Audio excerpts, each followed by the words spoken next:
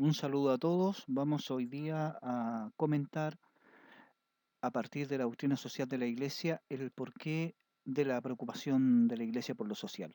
¿Por qué es importante que la Iglesia se preocupe de estos problemas siendo una institución religiosa? Uno podría pensar que no debería ser su interés el tema social, pero así es. Y esa es la razón de ser de la doctrina social de la Iglesia. Vamos a comenzar entonces para ver cómo nace esta doctrina social de la Iglesia y cómo se desarrolla en el tiempo a partir de problemas que incluso hoy en día siguen estando presentes. Bien, ¿qué es la cuestión social en el fondo? De dónde nace la doctrina social de la Iglesia. Y tiene dos elementos. Un elemento es su contexto histórico, donde surge la doctrina social de la Iglesia en el siglo XIX, y otra es el contexto actual.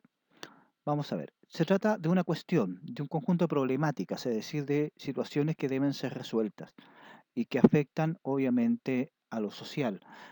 En el aspecto histórico, esta cuestión social surge a raíz de la revolución industrial, a raíz de las grandes transformaciones que provoca la invención de la máquina de vapor, el ferrocarril, ¿no es cierto?, la producción en serie y otras que tienen un impacto enorme en la sociedad, sobre todo en las clases más bajas, en las clases trabajadoras, y se produce a inicios del siglo XIX.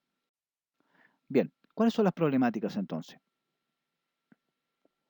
La primera de ellas es la migración del campo a la ciudad. Se produce un fenómeno, siempre ha habido, desde que comenzaron las ciudades, obviamente, migración del campo a la ciudad, pero durante el siglo XIX y hasta el día de hoy se produce un aumento enorme de migración de los campesinos que van buscando nuevas oportunidades en las ciudades que no tenían en el campo. El campesinado en aquella época vivía prácticamente en la esclavitud y busca la ciudad como una forma de encontrar un nuevo camino, una nueva forma.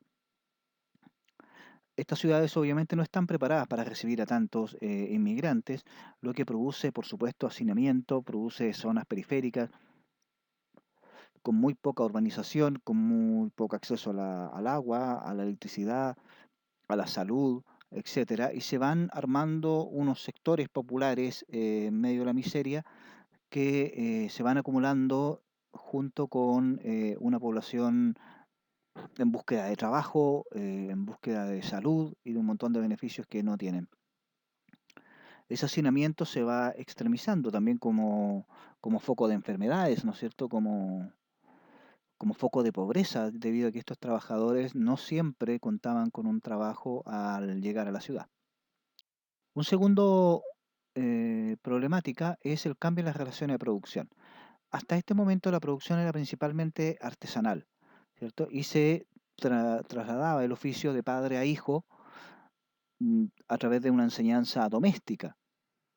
En cambio, con los nuevos inventos, sobre todo con la máquina a vapor y la producción en serie, los procesos productivos se aceleran enormemente y se abaratan enormemente, lo que significa que ya no se requiere una especialización de 10 o 20 años para aprender, por ejemplo, a fabricar zapatos, sino que simplemente basta un operario que sea capaz de manejar una máquina y eso lo aprende en 2 días y puede ya producir, lo que hace también que su trabajo valga mucho menos, porque ya no se necesita una especialización alta, sino simplemente alguien que sea capaz de apretar una tuerca o de clavar una suela o de hacer una parte del proceso productivo. Antes, un trabajador realizaba todo el producto desde la materia prima hasta el producto terminado. Ahora, un trabajador solo realiza una parte del proceso productivo, lo que lo hace muy mecánico, muy monótono, pero también mucho, mucho más económico. Y la empresa familiar, la empresa tradicional, gremial, digamos, de padre e hijo que trabajaban en el mismo oficio, ya no se hace rentable para competir con la fábrica y terminan quebrando estas empresas familiares y pasando a sus integrantes a ser parte de la masa desocupada o a emplearse en las mismas fábricas con las que ya no pueden competir como un obrero más. Por lo tanto, sus años de calificación ya no sirven, ya no tienen el valor que tenían antiguamente. Esto hace una crisis enorme en la sociedad y hace que incluso la percepción social y la cultura cambien. Acá vemos una escena de mujeres trabajadoras cosa impensable antes de la revolución industrial. Y el concepto de familia incluso cambia, ya deja de ser una unidad productora, sino que pasa a ser una unidad consumidora, es decir, consume los productos de la empresa, pero no los produce. Bien, surge una nueva clase social, el proletariado. Siempre, no sé, no hay que asimilar necesariamente el proletariado a los pobres. Siempre ha habido pobres en la historia, pero el proletariado es un tipo de pobre específico. Se trata del obrero industrial venido del campo, ¿no es cierto? Con muy poca especialización, prácticamente sin saber leer ni escribir, y que realiza un trabajo repetitivo y mal remunerado, ¿sí? Como ya lo decíamos. Se van amontonando estos proletarios en fábricas y en la periferia de las sociedades, compartiendo problemas comunes, compartiendo dificultades comunes y apelando en gran medida a su propia sobrevivencia. Su única propiedad son sus hijos, no poseen casas, no poseen vehículos, no poseen bienes inmuebles, solo su salario, su fuerza de trabajo y sus hijos, de ahí lo que se denominaba la prole, y de ahí su nombre de proletarios. Bien, este grupo enorme de proletarios obviamente van a buscar de alguna manera una forma de organizarse, de resolver sus problemas, y eso hace que empiecen a hacer entre ellos algún tipo de organización que terminará decantando en las ideologías de corte marxista. Los obreros obviamente empiezan a provocar agitación social. Llega un punto en que su situación se hace insostenible debido a la carencia de bienes básicos, de salud, de vivienda, de agua potable, a los focos infecciosos que surgen entre los obreros, a la baja remuneración, al trabajo infantil, entre otros, y eso provoca agitación social, movimiento, etc. Y también las primeras organizaciones obreras, las primeras organizaciones de beneficencia, las sociedades de socorro mutuo, las mancomunales, los comités de ayuda que pretendían con una cuota, ¿no es cierto?, pagar o costear la enfermedad de un trabajador o su invalidez producto de un accidente en la fábrica. Y entre ellos surgió una que era un grupo de intelectuales, lo que llamaríamos hoy día la clase media, llamada la Liga de los Justos, principalmente gente del ámbito religioso, cristianos, judíos, que se agrupan para apoyar a los obreros, y esta Liga de los Justos encarga a Carlos Marx y Federico Engel la publicación de un manifiesto que exprese sus ideas. Este manifiesto demora mucho tiempo, al punto que ya la famosa Liga de los Justos ha cambiado de nombre una vez que lo publican en 1848 y ahora se llama Liga de los Comunistas. Por lo tanto, su manifiesto se termina llamando Manifiesto del Partido Comunista. No tiene nada que ver con el concepto actual de partido, en el fondo. Eran comunistas porque buscaban el bien de la comunidad y establecen en este manifiesto sus principales aspiraciones y sus principales demandas.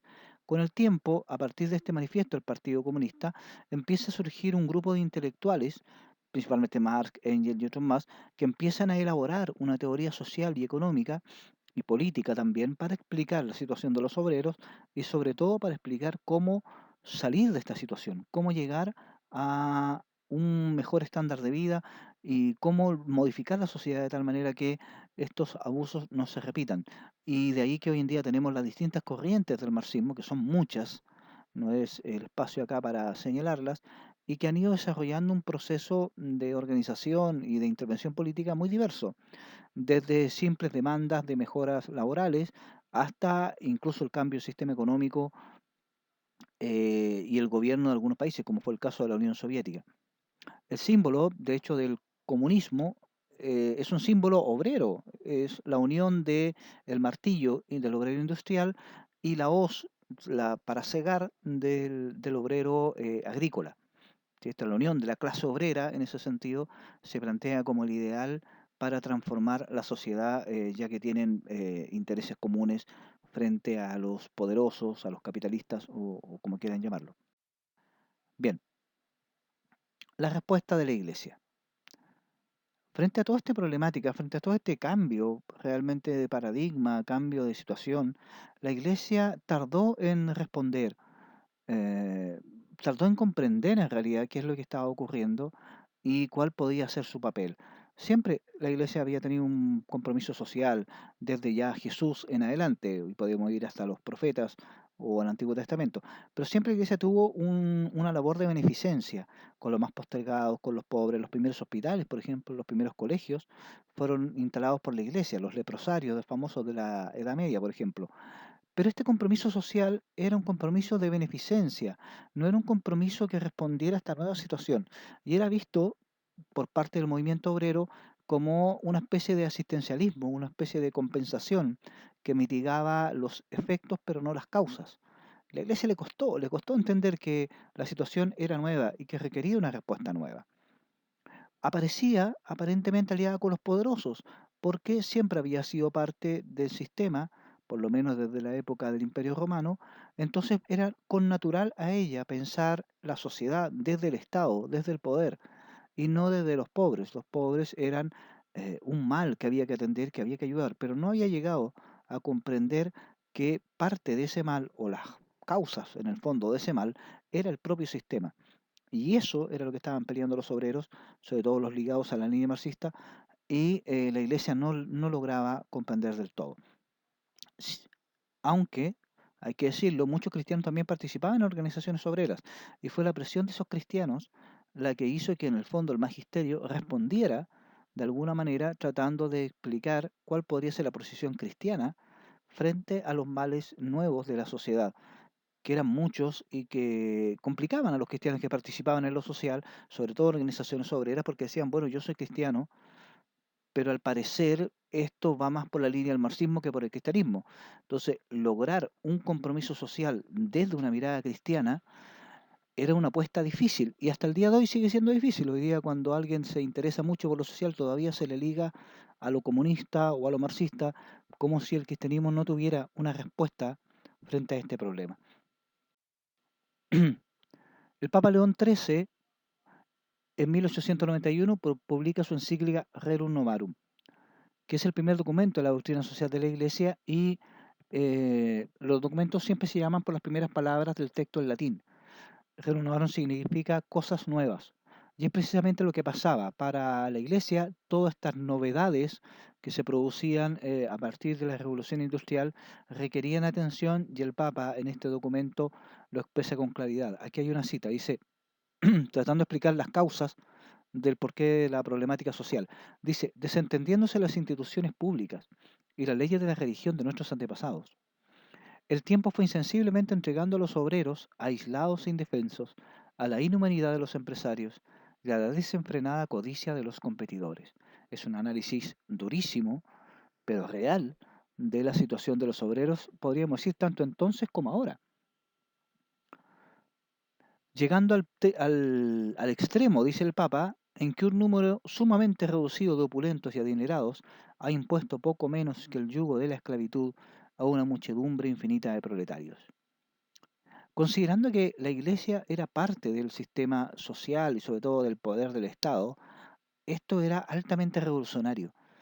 Era cambiarse de bando de alguna manera, era mostrar que el corazón de la Iglesia estaba con los pobres y que esto requería un cambio enorme, un cambio de sistema, no solo un cambio de alguna ayuda mayor, y que su origen era la codicia de los competidores, la inhumanidad de los empresarios, ¿sí?